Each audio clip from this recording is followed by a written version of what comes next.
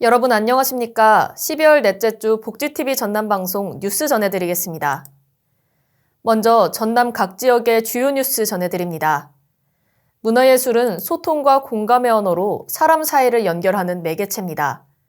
또한 인류가 오랫동안 쌓아온 중요한 자산이기도 해 인간의 삶과 긴밀히 연관돼 있습니다. 문화예술은 이제 선택적 요소가 아니라 필수적인 요소라고 할 수 있습니다. 전라남도는 문화예술의 중요성 인식을 위해 지난 1956년부터 전남도 문화상을 개최해왔습니다. 올해 68회를 맞이한 문화상 시상식을 김주은 기자가 보도합니다. 전라남도가 지역문화예술진흥에 크게 기여한 공로자 6명에게 전남도 문화상을, 예향 전남의 명성을 드높인 예술인 8명에게는 전남도 명예예술인 지정서를 수여했습니다. 수여식에는 김영록 전남도지사, 이광일 전남도의회 부의장, 임점호 전남예총 회장 및 수상자 가족 등이 참석했습니다. 지역문화 분야 최고의 권위를 자랑하는 전남도 문화상은 문학 분야의 강성남 시인 김탁환 소설가, 예술 분야의 김원규 사진작가, 윤진철 국악인, 박인희 화가, 김정호 음악가가 수상의 영예를 안았습니다. 전남도 문화상은 1956년 제정돼 올해 68회째를 맞았으며 예향 전남의 위상을 높이고 문화예술 발전에 기여한 지역문화예술가 381명을 발굴, 지역문화예술 저변 확대에 큰 보탬이 되고 있습니다.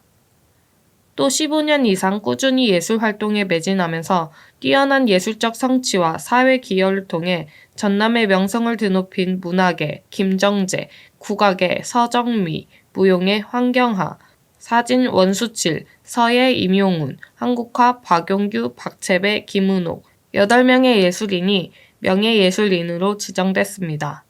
전남도는 이들에게 자긍심을 고취하고 영예를 드높이는 등 예술인 예우에 최선을 다할 계획이라고 밝혔습니다. 문화예술은 희망의 등불을 밝히며 사람들을 하나로 모으는 힘을 가지고 있습니다. 문화예술로 부강해지는 남도 문화 융성시대가 빠른 시일 내 도래하길 기대합니다. 복지TV 뉴스 김주은입니다. 다음 뉴스입니다. 장애인 체육은 개인의 건강관리뿐만 아니라 사회 참여와 욕구 충족, 복지 수준 향상이라는 차원에서 비장애인과 더불어 시대적 요구에 대한 중요한 영역으로 대두되고 있습니다. 여수시 장애인 체육회는 도전을 통해 장애를 넘어 새로운 도약이라는 슬로건 아래 여러 체육 프로그램을 진행하고 있습니다. 장애인 체육회가 진행한 수영교실에 다닌 후 처음 출전한 대회에서 높은 성적을 낸 김예서 선수를 임도희 기자가 만나고 왔습니다.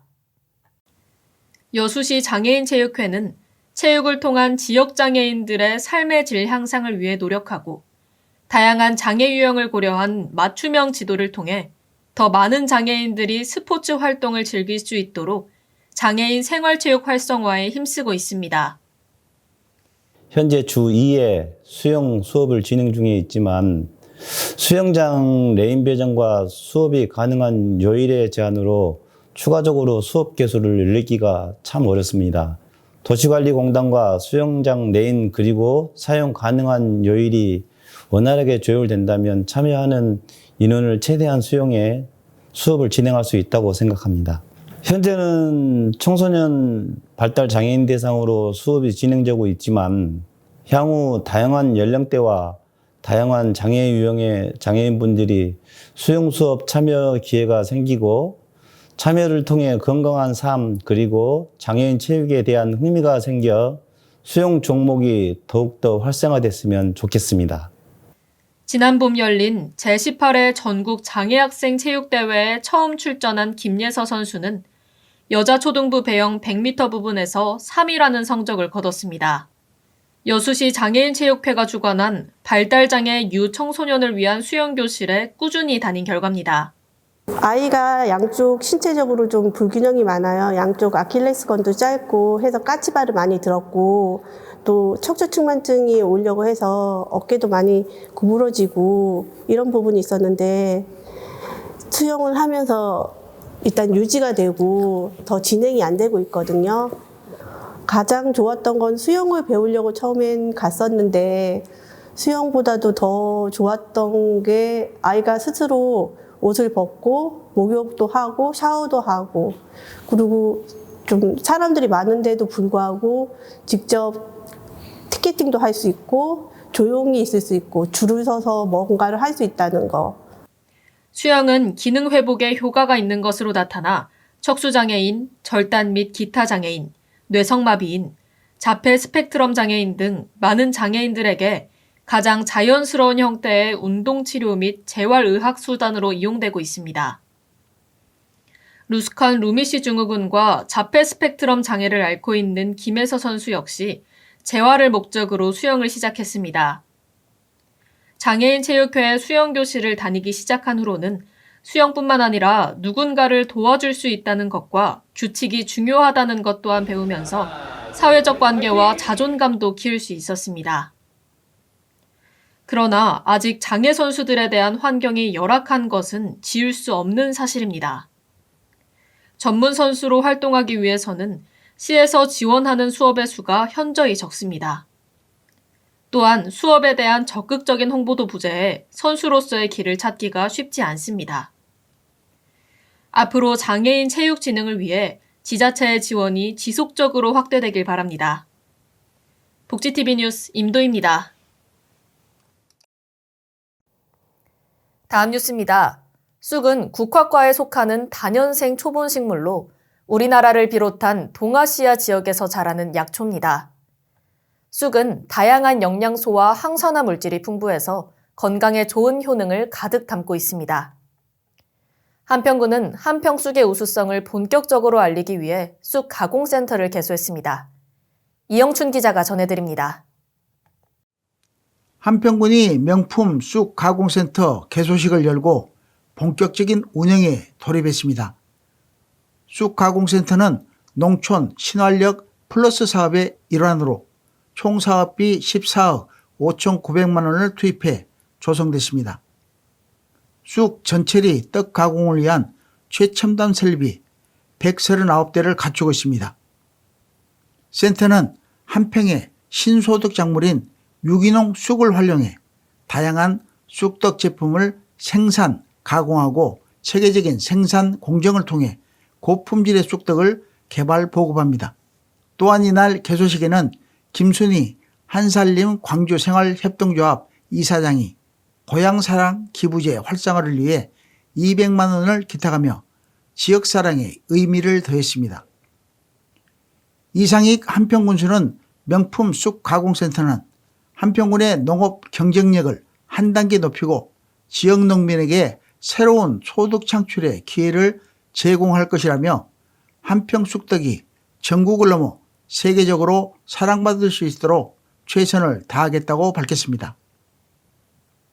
한평군은 쑥 가공센터 운영을 통해 지속적인 제품 개발과 다양한 라인업 구축에 힘쓰고 있으며 앞으로 국내외 박람회와 마케팅을 적극적으로 추진해 한평 쑥떡의 우수성을 전국에 알릴 예정입니다. 쑥이 다양한 효능으로 오랫동안 사랑받아온 식물인 만큼 한평군의 쑥 가공 사업 역시 오랜 시간 동안 사랑받으며 지역 농업에 큰 보탬이 되길 기대합니다. 복지TV 뉴스 이영춘입니다. 다음 뉴스입니다. 기후변화는 현 시대의 가장 중요한 이슈 중 하나입니다. 여수시는 기후변화 선도도시로 발돋움하기 위해 해양기상과학관을 개관했습니다.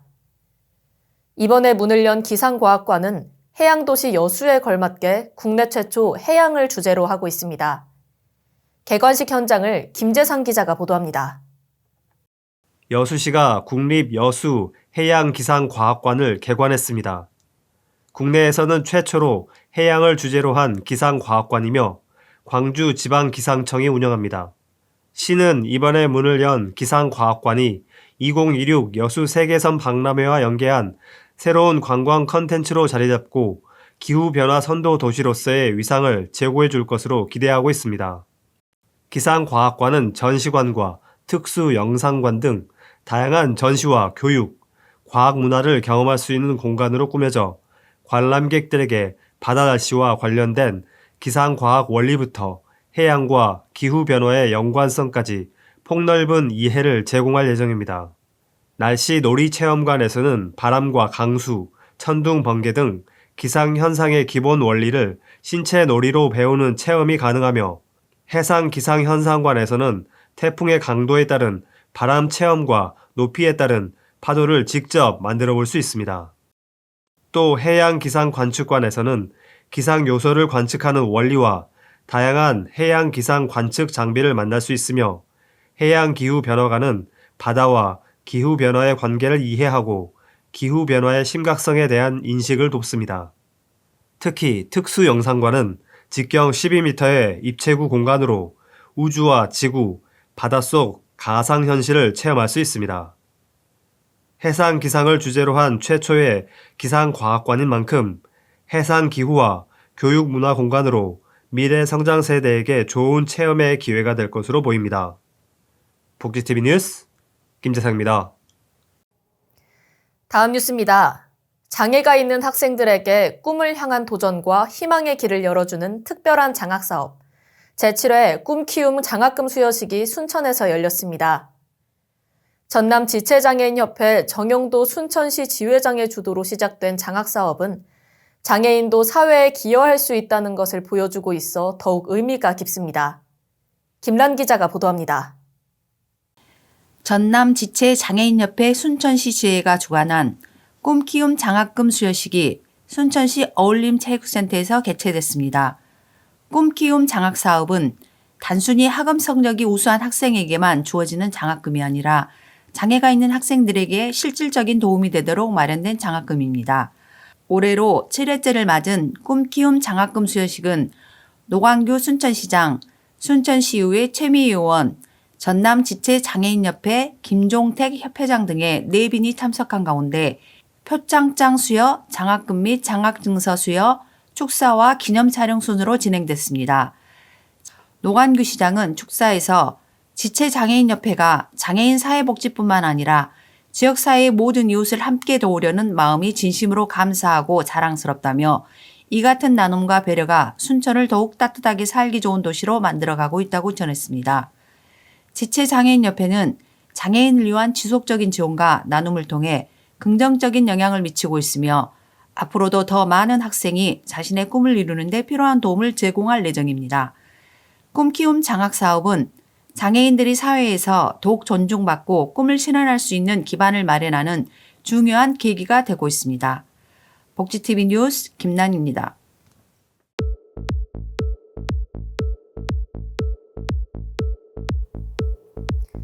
전남 각 지역의 사건 사고 소식 전해드립니다. 여수시 남면 안도동 쪽 약 7.4km 해상에서 9톤급 어선 A호가 바닷물이 들어와 침수 중이라는 신고가 접수됐습니다. 침수어선 A호 승선원 5명은 같은 선단 어선 B호에 옮겨 타 인명피해를 막을 수 있었습니다. 해경은 도착 직후 사고 승선원들의 건강 상태에 이상 없음을 확인했고 선수가 완전히 가라앉은 채로 전복된 A호에 사고 예방을 위한 부력체 등을 설치, 오일 펜스를 전장해 해양 오염에도 대비했습니다. 이어서 목포해경 소식입니다. 목포해경 소속 301호 경비함은 가거도 북서방 18해리 부근에서 외국어선에 대한 단속에 나서 어획량을 축소기 제한 중국어선 한 척을 납포하고 214톤급 대형 중국어선 20척에 대한 검문을 실시했습니다. 301호함은 야간에도 단속을 이어가 가거도 북서방 28해리 부근에서도 4척을 검문했고 같은 목포서 소속 1호 공구함은 인근 해역에서 4척 검문과 함께 승선원 명부를 달리 작성한 어선에 경고장을 발부했습니다. 다음은 국민권익위 소식입니다.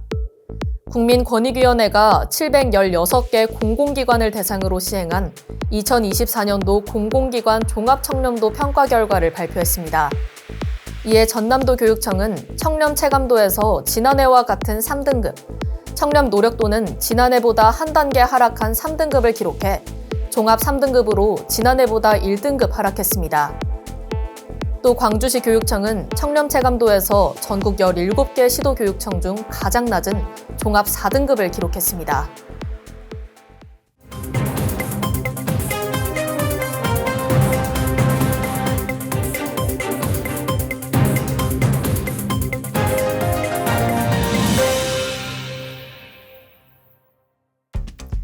전남 각 지역의 간추린 소식 전해드립니다. 전라남도와 전남인재평생교육진흥원은 경제인과 기관 및 단체장이 한자리에 모여 국내외 경제 동향을 공유하고 사업 협력을 논의하는 소통회장으로 2024 변화를 선도하는 경제마당을 개최했습니다.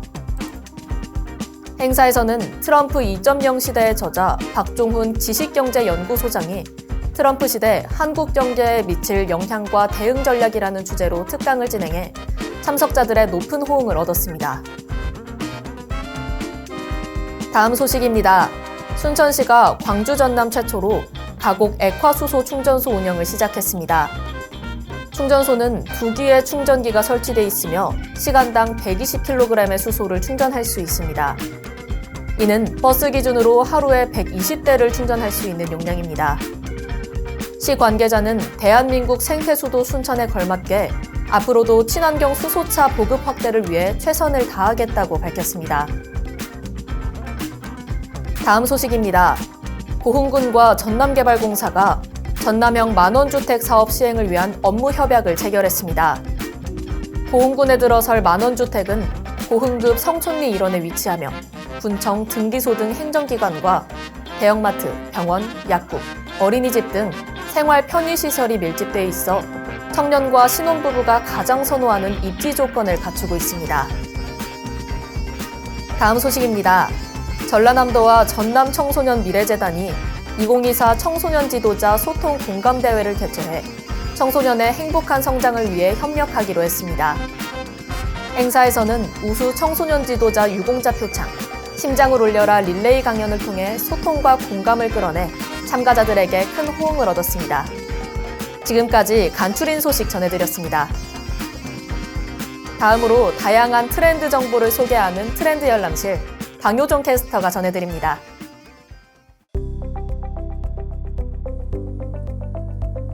지금 딱 트렌드 열람실의 방효정입니다. 여러분은 최근 어떤 소비를 하셨나요? 요즘 사람들의 소비는 단순히 싸고 좋은 제품들을 찾는 데서 그치지 않습니다. 익숙한 듯 새롭고 나만의 시간을 절약해주는 스마트한 소비가 중요한데요. 이와 관련해 오늘 2가지 트렌드를 알려드리려고 합니다. 첫 번째 키워드는 뉴밀리어입니다. 이 단어는 새로움을 뜻하는 뉴와 익숙함을 뜻하는 패밀리어의 결합한 말로 익숙하면서도 새로운 경험을 추구하는 소비 트렌드를 뜻합니다. 기존에 익숙했던 기술에 혁신을 더해 완전히 새로운 경험을 선사하는 제품들이 뉴밀리어 트렌드의 대표적인 사례인데요. 최근 주목받는 제품들 중에서는 물걸레 세척 로봇 청소기에 건조 기능을 더한 3-in-1 상품이 있습니다. 이 제품은 기존 로봇 청소기의 익숙한 기능에 더해 세척과 건조까지 해결해주는 혁신으로 큰 인기를 끌고 있습니다. 또한 홈케어 프로그램이 있습니다. 기존에 익숙했던 전문 피부 관리 방식에 혁신적인 기술을 결합해 집에서도 간편하게 고급 관리를 받을 수 있도록 재구성한 제품입니다. 초음파, LED, 미세전류 기술 등 최신 기술을 활용해 효율성과 효과를 극대화했으며 소비자들이 시간과 장소에 구애받지 않고 전문적인 관리를 일상 속에서 경험할 수 있도록 만들어졌습니다. 흥미로운 점은 이런 트렌드의 중심에 뷰티와 소형 가전 카테고리가 있다는 건데요. 기술 혁신이 빠르게 적용되기 쉽기 때문입니다. 이런 제품들이 단순히 기능뿐만 아니라 실용성과 신미성까지 갖추면서 소비자들의 마음을 사로잡고 있죠. 두 번째 키워드는 심플렉스입니다. 심플렉스는 단순함을 뜻하는 심플과 소비의 여유를 뜻하는 플렉스가 합쳐진 말로 편리함과 효율성을 위해 기꺼이 지갑을 여는 소비를 의미합니다. 과거에는 저렴한 가격이 소비의 주된 기준이었다면 이제 소비자들은 시간과 노력이라는 가치를 더 중요하게 여깁니다. 특히 1인 가구와 2030 세대를 중심으로 심플렉스 트렌드가 빠르게 확산되고 있는데요. 예를 들어 비대면 세탁 서비스가 대표적입니다. 세탁기를 돌릴 시간조차 아끼고 싶어 하는 소비자들을 위해 예약만 하면 세탁물을 문 앞에서 수거하고 다시 배달까지 해주는 서비스가 인기를 끌고 있습니다. 이 서비스는 단순히 세탁 시간을 줄여줄 뿐만 아니라 전문적인 관리로 의류의 상태까지 개선해주죠. 이렇게 많은 소비자들은 이제 단순히 저렴한 제품보다 시간을 아껴주는 효율적인 제품을 선호합니다. 빠르게 변하는 현대사회에서 시간은 곧 돈이라는 가치관이 소비 패턴에서도 반영된 모습입니다. 뉴밀리어와 심플렉스는 서로 다른 듯하지만 공통점이 있습니다. 새로운 가치를 창출하며 소비자들의 생활을 더 편리하고 스마트하게 만들어준다는 점인데요. 앞으로도 뉴밀리어, 심플렉스와 관련되어 어떤 제품들과 서비스들이 등장할지 기대됩니다. 지금까지 트렌드 열람실의 방효정이었습니다.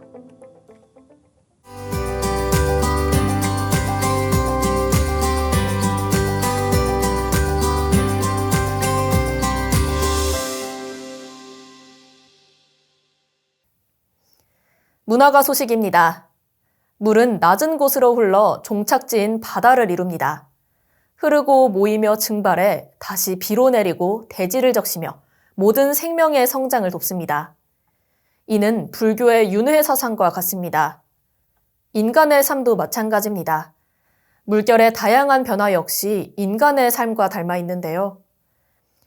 인간의 내면에는 제각기 다양한 마음이 존재할 것입니다. 내밀한 마음은 조개가 품은 진주에 비유되기도 합니다. 물에 대한 사유와 드러내지 않은 내면에 대한 연민의 마음을 탐구하는 박하용 작가를 만나러 다녀왔습니다. 그 강 흐름이 마치 내가 살아오는 어떤 과정처럼 이렇게 보이기 시작한 거예요. 그래서 그때부터 어떤 강, 물, 또 그 물에 그 비치는 여러 가지 형태, 또 물이 가지는 속성, 또 우리 인간과의 어떤 연관관계, 어떤 관계 속에서 나는 물을 바라볼 것인가, 그런 부분들을 지금도 고민하고 있고 어떻게 보면 또 찾아가는 여정이라고 보시면 됩니다.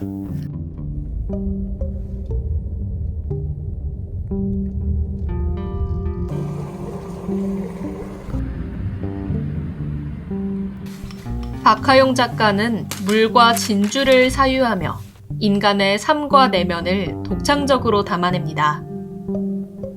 그의 예술은 물처럼 흐르고 진주처럼 빛나지만 아프기도 한 삶을 탐구하는 여정입니다.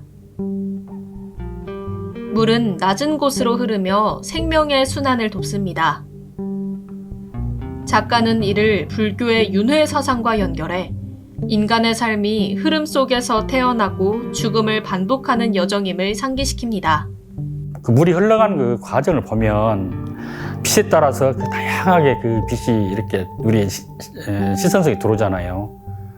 일어났다가 사라지고, 그리고 길게 흘러가기도 하고 짧게 흘러가기도 하고, 굉장히 산만하게 좀 그 바람이 불면 격하게 흘러가다가도 고요해졌을 때는 그 주변의 어떤 그 하늘의 풍경이라든가 그 주변의 나뭇가지라든가 이런 부분들 고요히 그대로 비추는 모습을 보면서 우리의 마음도 그렇게 고요했을 때 비로소 어떤 것들이 보이는 이런 일련의 그런 어떤 동시성이랄까, 그런 것을 제가. 또 조개가 이물질을 감싸 성장하는 과정에서 생겨나는 진주는 다양한 크기와 빛깔을 내는 사람들 속 숨겨진 성장통을 탐구하는 대상입니다. 작가는 결과물이 쉽게 나타나는 것을 경계하곤 합니다. 물과 악교를 사용하고 배접하는 수고로운 공정 속에서도 마음을 다스리고 자신과의 타협을 통해 진정한 예술적 자아를 발견하고자 합니다. 그 물을 과연 그러면 나는 어떻게 바라볼 것인가? 결국 그 물길을 내 안으로 끌어들여서 나를 통해서 거쳐가 흐르게 하는 그 강물, 그 물, 그것을 내 의식 속에 끌어들여야 되겠다. 내 안에서, 내 의식 안에서 계속 흘러가고 있다는 거죠. 그래서 그런 부분들을, 그 흐름을 갖는 것은 또 어떻게 보면 그런 부분들을 제가 모으는 하나의 또 호수가 될 수가 있죠. 박하용 작가는 불교 예술을 바탕으로 삶의 연속성과 고통을 성찰하며 깊은 공감을 이끌어냅니다. 그의 작품은 우리로 하여금 고난과 상처, 드러낼 수 없는 마음이 결국 성장의 과정임을 일깨워 위로받게 합니다. 박하용 작가의 작품은 바다와 물에 고유한 생명력을 담아내며 우리 내면의 감정을 돌아보게 합니다. 그의 예술적 여정이 관객들에게 자연의 순환과 삶의 의미를 되새기는 깊은 울림을 전하길 기대합니다. 복지TV 뉴스 김채리입니다. 어느덧 한 해의 마지막에 다다랐습니다. 올해도 변함없이 곁에 있어주셔서 감사합니다. 다가오는 새해에는 더욱 행복한 일만 가득하시길 바라며 이상으로 뉴스 마칩니다. 시청해주신 여러분 고맙습니다.